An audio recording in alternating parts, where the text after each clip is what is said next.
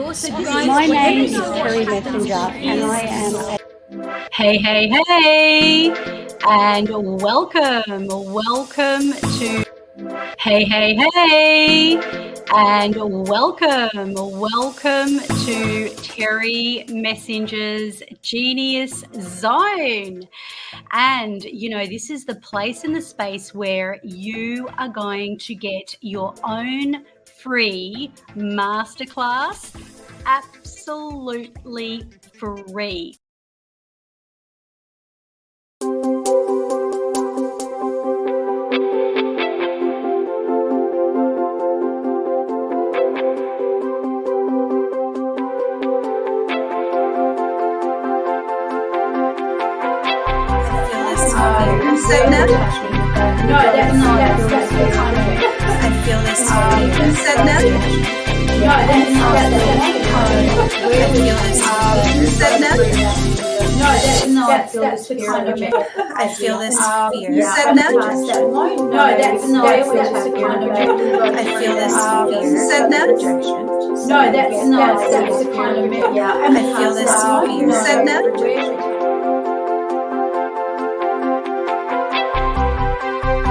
I'm just waiting. Hello.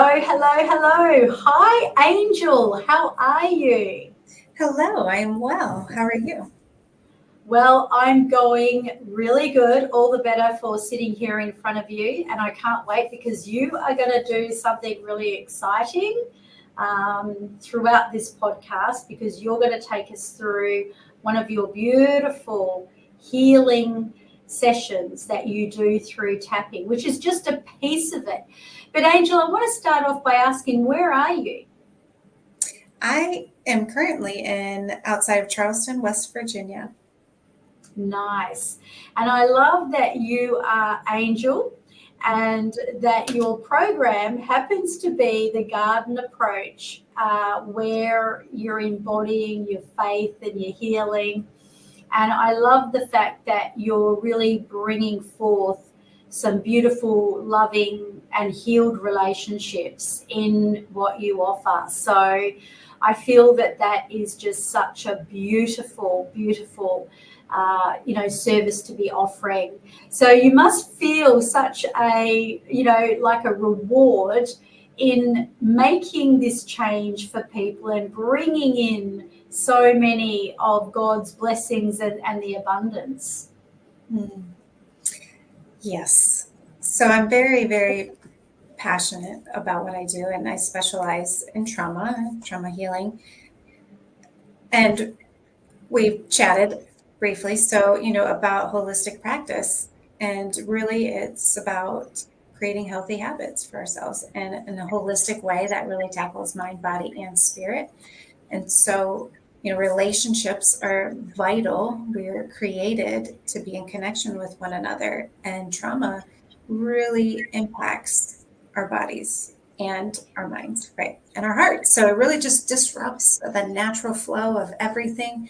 And so when we feel disconnected, that's really crippling. And so I have had my own journey through all of that. And now being on the other side, I definitely feel that it is part of my purpose to help people improve, break through shame, essentially, and these unhelpful patterns that just keep them stuck and disconnected from their divine self and from the love of God. So I definitely get very passionate and excited about helping people know their worth, because it's been way too long and too many people don't know their worth. Oh, divine right. You can say that again.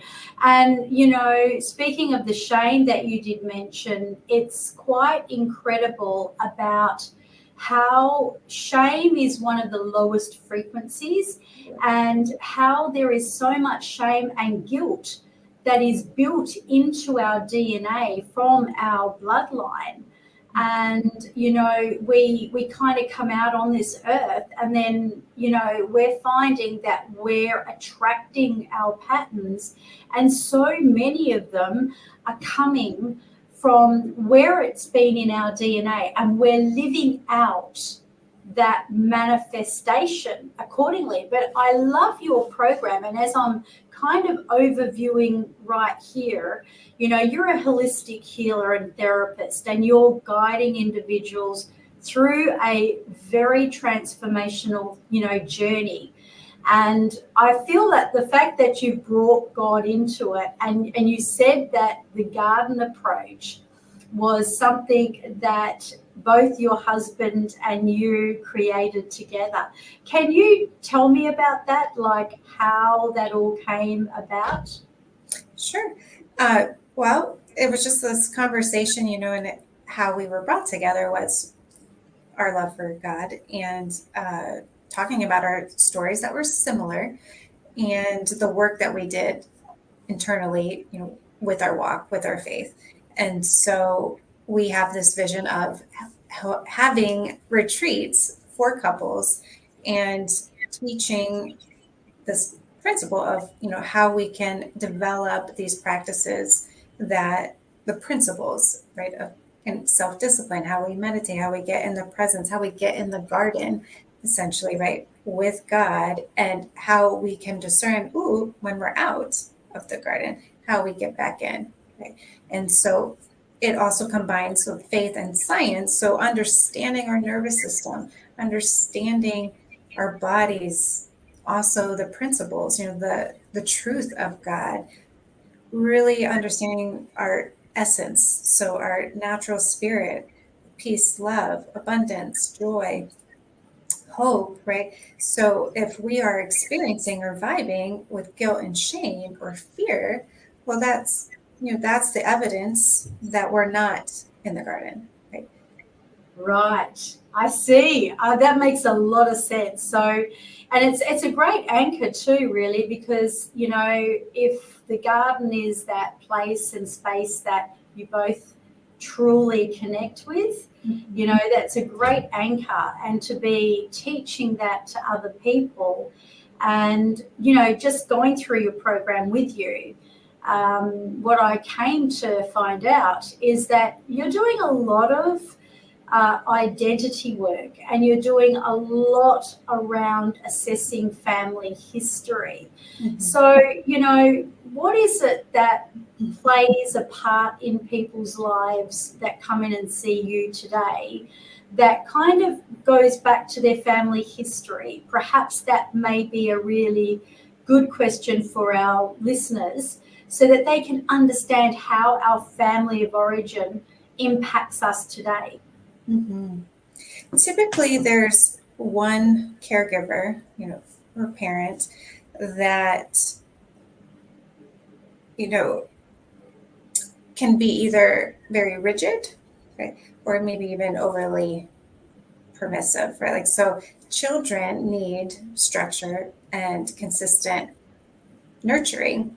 And so sometimes if we're not getting that consistently, right, or if a parent is easily angered, or setting very high expectations and consistently, is making these critical statements. And so, or if you try to express yourself and, you get these messages like, go to your room and cry, nobody wants to hear you cry, and things like that. And sometimes we just dismiss that, like, I had a great childhood. I hear that a lot, like, it was a normal childhood. It was a good childhood. And then we dig deeper a little bit, and now we find, so we kind of dig into the situations where, when we do know, well, I tend to people please, if that's the example, typically is that common thread where I experience, I'm very hyper independent, right? Like, I don't like to ask for help. And so we kind of think it's all on me, or was there something wrong with me because, my needs don't seem to matter, or when I want to express my feelings, nobody's really listening, or I'm just expected, I should know better, right? So it's like subtle things like that. I can relate to that. I can relate to that because, there's times when I don't speak up, and I did mention this to you backstage, where with the boundaries, And sometimes I simply won't speak up because I think it's not in the other person's best interest. So rather than putting my own, what do I need right here, I tend to have that element where I'm saying, well, what will they think if I do need that? So rather than me being very assertive about what I need, and as a result, I mean, when you think of it from a psychological point of view, we're doing that to people please, as you know. I know you are dealing with this a lot, and yet we're really doing exactly the reverse, because we're then not communicating properly, because that relationship is kind of separated due to the fact that we thought that we wanted to protect them. We didn't have the boldness and the courage to set the perimeters of what our truth really is. And then it kind of blows up. Yeah. Or we attract the wrong people. So when a person is coming to you and they obviously, you find that their root cause of their trigger, their relationship issues are coming from the family of history, what do you usually do about that? So if I'm understanding the question correctly, so kind of what I was thinking about when you were bringing that back to me or reflecting that back, it's a lot of the times when a person was raised in the family system that, they just don't feel comfortable sharing their thoughts and feelings, right? So as an adult in this situation, like, okay, I have this thought, I want to share, or is there can you tell me a little bit more about that? Let me just ask that first so I can lead you a little bit more.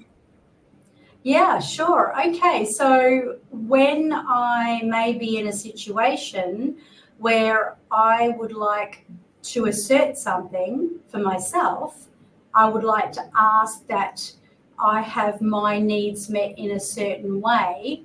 Rather than being bold, I'll go into the thought pattern of, oh, I can't say that because if I say that, they're not going to accept me. This needs to be more about them than it needs to be about me. So it sort of goes into that. But then what I find is that nicety or that people-pleasing trap that I might get sort of caught up in backfires, because as a result, I'm not really speaking my truth. They're not really getting to know who I am and what I need. And so that's just a little bit of a, I can tell that's one of my Achilles heels. Yes. So I'd be curious to know, like, what the actual situation is where you're not sharing what you think or need. And we could dig into that of like, what are you telling yourself about that? And I like that that typically doesn't work out very well, right? So that is very important, right? And there's fortune telling in there, so lots of common things of cognitive distortions, like when we're, thinking what we know what will happen or what they're thinking. And again, that's being led by fear and not honoring yourself, right? And trusting. So a lot of times it really comes down to a trust wound, right? And that's a common belief pattern that I can't trust myself. I can't trust other people, and this isn't safe. So safety has been disrupted. And so that's the pattern that's created, the survival pattern of, well, then I better keep this to myself, or I need to fit in and I need to appease because I need to still feel connected in some way. Because if I stand up for myself or share, then, then I feel disregarded or dismissed or cast. I think that's profound. I mean, I just want to just grab 3 gold nuggets here: trust and safety. And there was another one. what was it? Trust, safety, and you said it's where you're not trusting yourself, you're not trusting the other person, and as a result, you're not feeling safe either. I feel that as soon as you said that, that just completely rung true. That resonated straight away. So then where would you go with that? What would be the next step? Because I know that, there's a lot of people that it may be slightly different. It may be around, rather than boundaries, it may be more to do with them being more about what are people going to think about me, So this impacts them showing up. So this is something I get to see a lot because, coaching coaches and leading healers all the time. This is one of the biggest things. They may have a big why, but sometimes they can't get out of the way of themselves because they're so frightened that they're going to get judged, and they're petrified that they're just in the way of themselves. Do you know what I mean? Like they're afraid to show up and speak their truth. And, and one of the things that I always say, when your why is big enough, you will get out of the way of yourself. Oh, I can't hear you.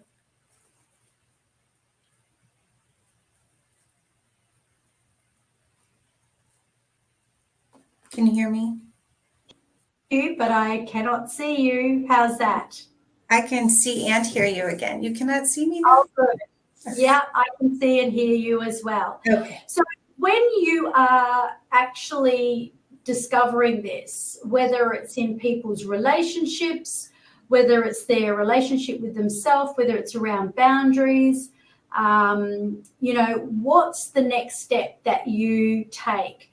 Is it something that you do where you do go back to their family of origin, or do you go through, how they kind of perceive it and what they're feeling with it at the time? Or can you describe what you usually do with that? Yeah. So I think it's important to know, like, it's not the same for every person. It is very personalized and individualized, the process, right? It's not a linear experience. So it goes where it takes us, and we are putting a roadmap down, if you will, of, we're learning awareness first and foremost. We're wanting to bring more of those implicit memories to explicit, right, to the here and now.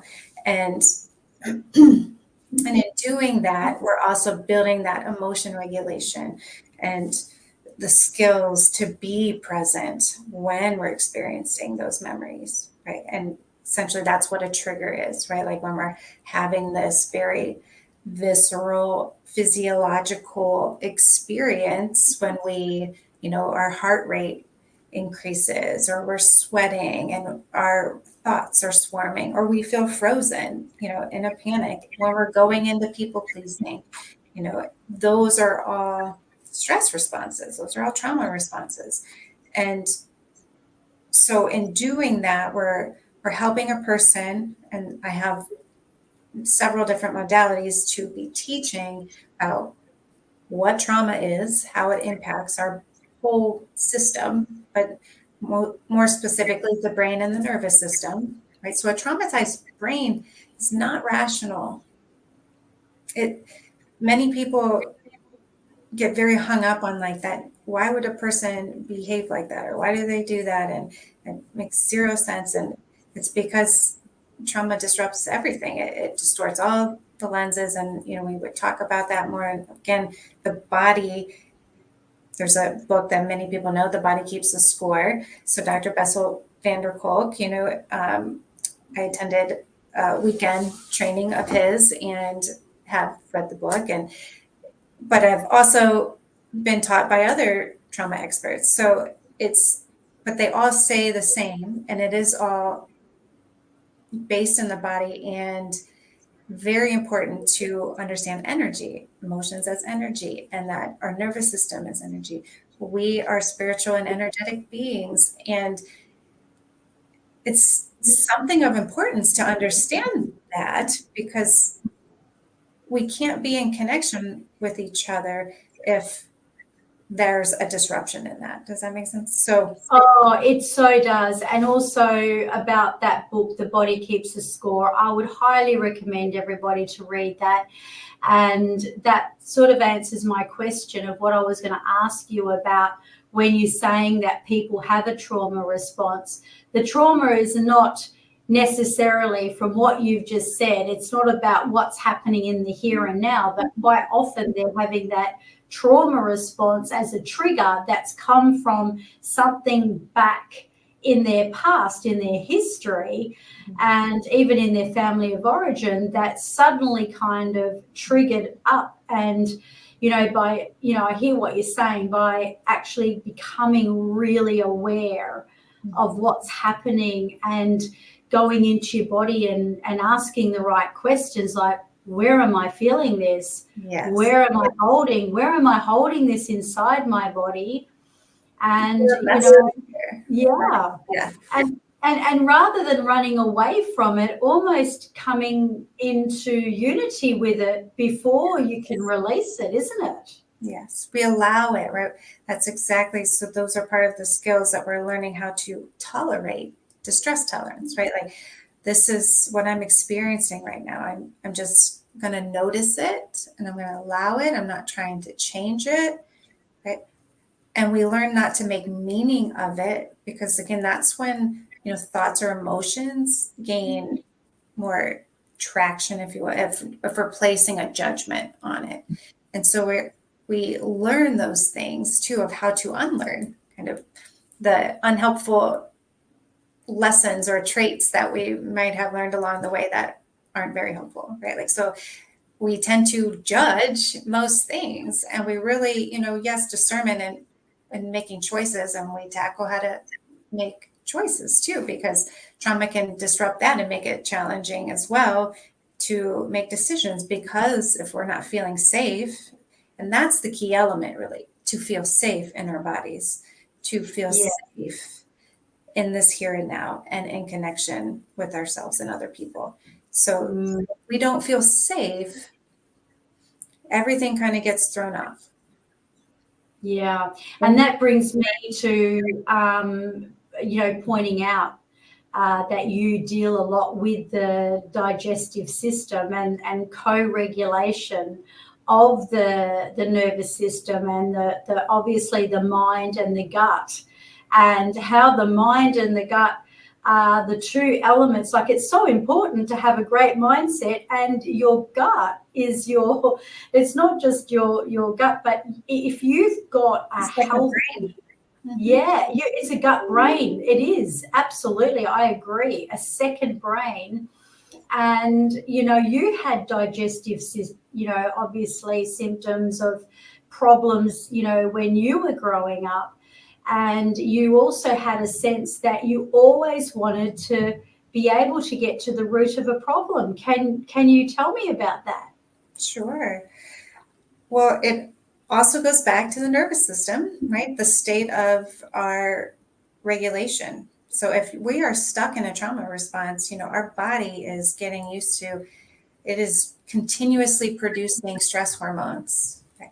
And so stress hormones, and it causes hormonal imbalance, right? So it's going to disrupt our ability to digest food, right? It's going to, I actually want to back up a little bit more. So the vagus nerve, another approach that I take is called the polyvagal theory. And so it really talks about co-regulation, talks about the 3 states of our nervous system. And I help people know how to navigate their nervous system and understand these principles. And also neuroception is what's happening inside our bodies, what's happening outside of our bodies, and what's happening between us. And so that is what is always going on in our nervous system. It's always taking in information, right? And so if we are in this chronic state of stress, it's going to break down everything. It causes inflammation. So Yes. inflammation is what causes disease. So it is a very big deal and an epidemic, if you will, like if we are not getting to this root cause of dysregulation, right, to decrease inflammation. And learning healthy habits is a holistic approach, because when we're feeding ourselves nutritious food, right, and being mindful, and what it was is also, I was stuck in a definite state of trauma response, mostly sympathetic, where I'm in that mobilized state, like doing, or panicked, but then I would go into a shutdown, right? Like you kind of, you gotta just kind of, binge on TV or whatever. It's just like, I need to recharge. And then I would be kind of back into do, and then back down. And so, a lot of people live in that. And so we want to get, we're learning self-care practices that help us get into ventral vagal, where we're feeling safe and connected. And we're also, each state has a purpose. None of them are just good or bad. They all serve us, but we don't want to get stuck in one. And so if we're in a chronic state of toxic stress or prolonged stress for a long period of time, then that is what's causing a lot of physical ailments, if not all of them. Right. I believe that. And I also recognize that before I became really healed at an emotional, physical, and spiritual level, I was that kind of a person that couldn't stop. In fact, I would be on the go so much. And, as you were talking, it suddenly dawned on me that people do this and they don't stop because they don't want to. They fear what is going to come up. And, this is where you've got to kind of feel into the feels so you can heal. And I was talking about this today, actually. And, rather than just go, because there's going to be a point. And I used to hit the wall all the time, and I'd have a breakdown, or I'd get really sick where I'd be out of action and in bed for 2 weeks. And I know that my nervous system couldn't cope with it. And it was only when I had done the work, like what you're talking about, where I really regulated my, emotional, physical, and spiritual self. And that just changed the whole game. And of course, you're going to demonstrate, because this is one of the biggest reasons I love having this show, because there's people like you that come on in and, you really, really just give so much. There's so much to offer, and just, really, I guess, give from your heart what you really do. And we were sort of like thinking about whether it was going to be an EFT tapping or whether you wanted to go a little deeper with me. But I think EFT, what do you think? Should we do a little bit of emotional freedom technique and help the audience to kind of learn some basic skills about how to regulate their own mind, body, and soul? Absolutely. So I'm going to hand over to you, because, you're the expert on this, and I know all about emotional freedom technique, but this is not my expertise area. So over to you, Angel. Okay. So you were saying that you typically kind of run into some of those moments where you people please, right? Engage in like kind of self-abandonment, if you will, like, I don't really want to say that, or I don't know if I should say that. And then you're telling me about, is that still correct? Well, I think self-abandonment is probably, in a way, it's a harsh thing to say, but it's true. Because if you are, not placing boundaries and you're not speaking your truth, I'm a very truthful person, and I don't mind telling people what they need to do when I'm in a coaching role and when I'm in my healing role. But sometimes when I'm wanting to exercise what I want and what I desire, I think I move into this mode of, oh, I can't say that because then, what about them? And I kind of like, I'm probably in fear of that rejection. So in a way, the truth is that I'm abandoning myself so that I can kind of like appease them. Mm-hmm. Mm-hmm. So can we tap into that? Like, so the fear that comes up. Yeah. When you think about saying what you want to say or upsetting somebody. So maybe it would be more of that. The fear of upsetting someone. Yeah, the fear of asserting myself to get what I want, because I'm in fear of rejection from the other person. Yes. And at what intensity level do you feel that happens for you? Well, when I'm in it, like if I'm obviously not in that situation right now, but I can quite honestly say it's pretty high. Like if we're going from 0 to 10, I would say it's got to be pretty high for me to hold back. So I would say I would put it at an 8 quite easily. Okay. Is there a way that you can kind of tap into that now? Yeah. It would be important to feel distress. I can feel it. If I'm talking about it, I know. And I feel it in my kind of like actually around the solar plexus, but perhaps in the upper gut area. So it seems to be sitting there. Okay. Very good. So are you saying it's 8 right now or 8 when it's at its worst? Like when I'm in the situation, it'll be 8 because it'll hold me back. I'll get blindsided by it and I won't move forward or I won't say what I have to say. So it's, but at the moment it's probably sitting at around about a 5. Okay. When you think about that situation. Okay. And you're saying it's in your solar plexus? Yeah, I would say so. Upper gut. Upper gut. Okay. All right. And what are the thoughts that you notice? So if I'm putting myself into that position, what would they think? If I say that, then I'll get thrown out. But in that specific situation, like I'll get rejected, or there's that fear, that's that trust, fear, and safety level. And by the way, to our listeners, what I would say is these questions that Angel is asking, you can ask yourself the same things, because you'll notice that she's asked me whereabouts in my body is it, what's coming up from me. That's what you can do about whatever topic it is that you're wanting to really neutralize. Mm-hmm. Thank you. That's exactly correct. Okay. So let's just start here. And so what we're going to do is I'm going to ask you to, repeat after me, and we're going to go through the series of tapping, and then we're just going to check in after that and see if the intensity level has gone down or if it increased, if it stayed the same. And we'll just kind of track, see if anything else moved, maybe another emotion comes up.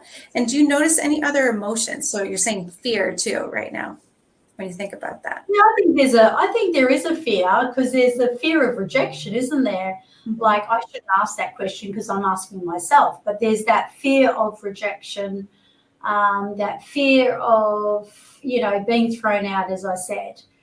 So there's that safety thing. You said the safety. It's that not feeling safe to actually do it. Like a person who may not feel safe to show up or safe to do something else. It's safe in me asserting what I want and being bold. When it seems like it's almost, I'll tell myself, if I'm thinking about what I'm thinking about, I'm telling myself it's selfish. Okay. Ready? Ready? So we're going to start by tapping on the side of our hand. So even though I feel this fear of rejection, Even though I feel this fear of rejection, I'm learning how to deeply and completely I'm learning how to deeply and completely love and accept myself. love and accept myself. How does that feel? I like the words. Okay. So even though I feel scared Even though I feel scared to speak my truth, to speak my truth, I'm learning how I'm learning how to deeply and completely love and accept myself. to deeply and completely love and accept myself. So I'm going to tap on top of the head. This fear This fear that I feel in my upper gut and that I feel in my upper gut. side of the eye. What will they think of me? What will they think of me? This feels so scary. It feels so scary. So we're saying what we're feeling, all the things. That's right. All the things that you named. So this doesn't feel safe. It doesn't feel safe. This fear in my gut. This fear in my gut. I feel scared to speak up. I feel scared to speak up. We're going to tap on the side. Yep. This anxiety in my solar plexus. The anxiety in my solar plexus. What will people think? What will people think?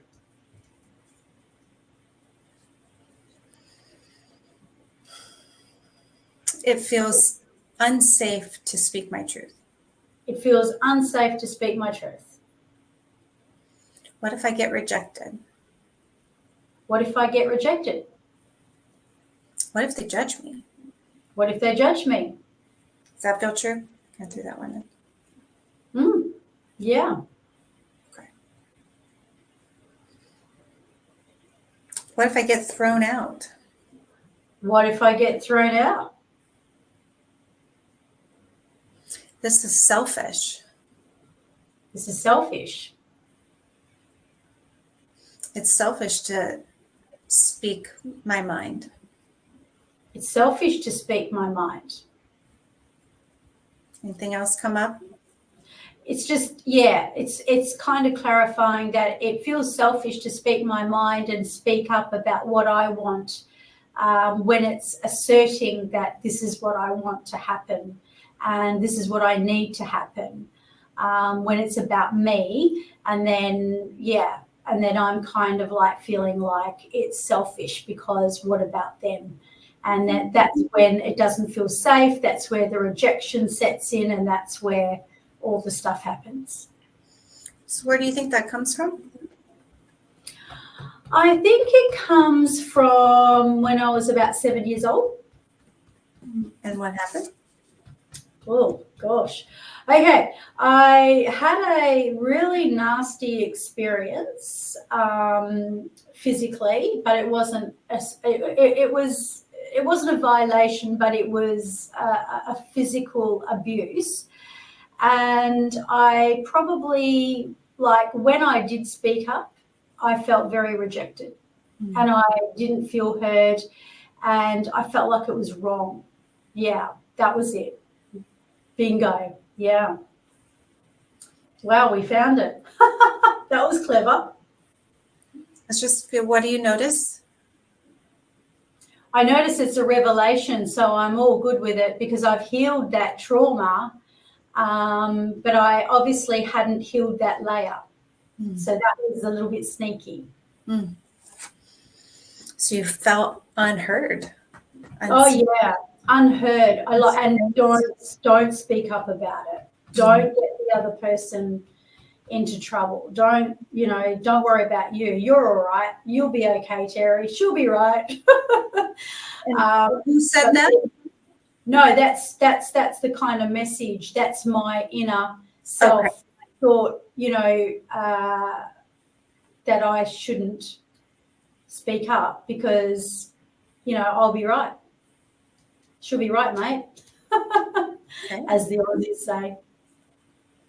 And you tried to tell a person, like a parent or the teacher? Yes, yeah, and beautiful meaning people around me, I did. And I think there was a sense that nobody wanted to know about it. Do you know what I mean? Like, you never want to know about, these kinds of things. And so sometimes, good meaning people just don't want to know because they love you. They don't want to face up to it themselves. What do you notice right now? I noticed that it's like I said, revelation that I've healed the actual event from the trauma, but it's interesting that what's been left in the under layer has been this symptom, which is what I said about the boundaries. And, obviously my boundaries are being broken. And so, speaking up and telling people what I want and what I need doesn't feel safe because I feel like I would have been rejected. Can we recognize in this moment safety? Yes, we can. I can. And I'm sure everybody else can too. And unfortunately, there's going to be people who are listening on the podcast that won't know where we're tapping, but we'll go through that in just a second so you get an idea. Yeah. And what do you reckon, just as we're tapping, Angel, what do you reckon it is about these points that we're tapping on that does heal? Okay. Well, first let's check in. Yeah. Complete this and then talk about it. Yeah. So let's just pause now and do a check-in. So when you think about asserting yourself, or there's something I can tell you right now, it's not there. So how would you rate it from 0 to 10? So it was a 5. Neutralized. So maybe that's, I don't know whether you'd even go with a 0, but it's neutral. I don't like that whole feeling in my solar plexus. No crap here has dissolved. Beautiful.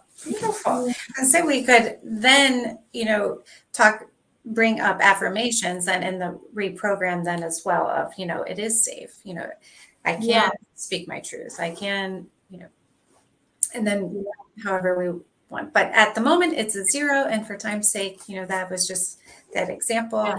And so with the affirmations, would you go, and because what I can do is I can just tell our listeners about what just happened. So would you go around the same sort of points? Yes. And do the affirmations? So would you start from here when you are starting off, like I'm going on the side of my hand and tapping on the left-hand side of my hand and saying, I am able to speak my truth. It is safe. I'm going on the top of my head here now. It is safe to be able to say what I want. Yeah. Okay. On top of the eyebrow, I feel completely embodied to speak my truth. To the side of the eye. To the side of the eye, I am valuable and I deserve to be heard. Underneath the eye, I will stand up and be counted for what I believe in, because then people will come to love me more for knowing me more. Then I'm going under my nose and tapping under the nose, and I totally accept and love who I am, and when I have to speak my truth, I feel confident to say so.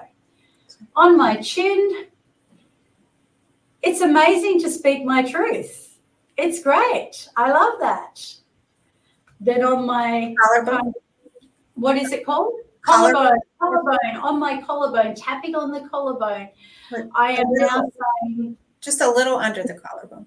Just a little bit under the collarbone. I am completely embraced in my powerful desires and needs, and I am confident to speak my truth. Then under the arm like a monkey. Only we're not scrubbing the bra strap if you're, I am open to being completely assertive and bold and stating what I want and desire. And I think that was the last point, wasn't it? So we kind of, and are these acupuncture points? Like obviously they're to do with the nervous system. So we're kind of, what it reminds me of is feeling into the feels of what the problem is and allowing ourselves to be in the problem and then kind of moving through it. And you can correct me if I'm wrong, moving through it and releasing it and then recoding and rewiring it by stating those affirmations and moving through those beautiful points. That's exactly right. Yeah, that's awesome. Thank you so much. That is, I got a free session from doing this podcast. Wow. That's a nugget. Yes. That's amazing. So, I just want to actually talk about Angel's program and how you can get on board with it. We're going to actually have in the show notes, you'll be able to find the links so that you can get in touch with the beautiful Angel. She will certainly help you to reclaim your divine self. That's what this is all about. Is it not about the divine self really just bringing your wholeness, bringing everything back into balance in your wholeness? Yeah. 100% divine self.